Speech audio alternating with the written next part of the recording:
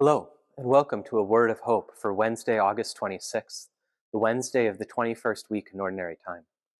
My name is Father Jordan DeGuire, and I'm here in St. Patrick Parish Church in South Bend, Indiana.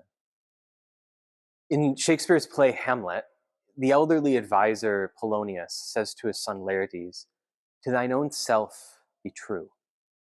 It's one of those lines that's entered into our language. We've all heard it before. He's encouraging his son to have integrity, to act in accord with who he really is.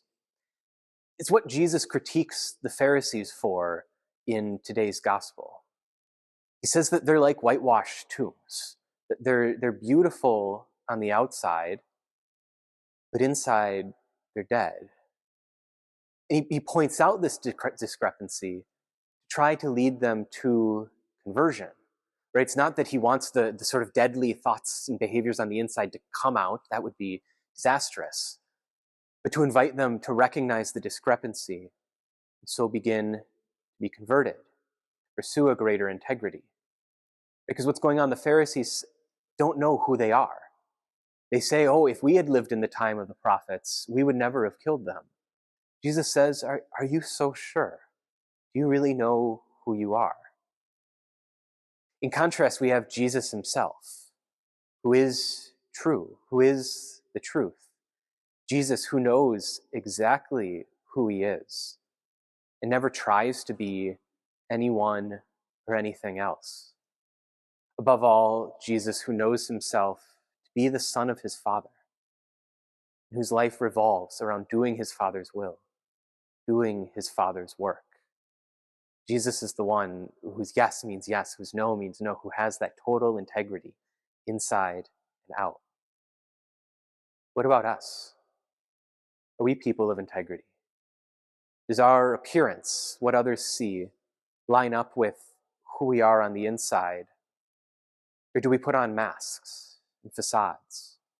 Do we try to play a role or get people to think certain things about us? Right? It's not an invitation to let all the selfish and judgmental and ugly things that we might be embarrassed about, to start just being more honest about those, letting those out, at least in public. But it's an invitation to recognize where I'm at, who I am. And then not to despair, but to encounter the one who is true. To encounter the Lord Jesus, who is truth himself. To begin to be healed. Holiness begins with that recognition that I'm not who I was made to be. I'm not all that I could be. And then coming to Jesus, who can heal me and help to make me whole, give me that integrity that I long for.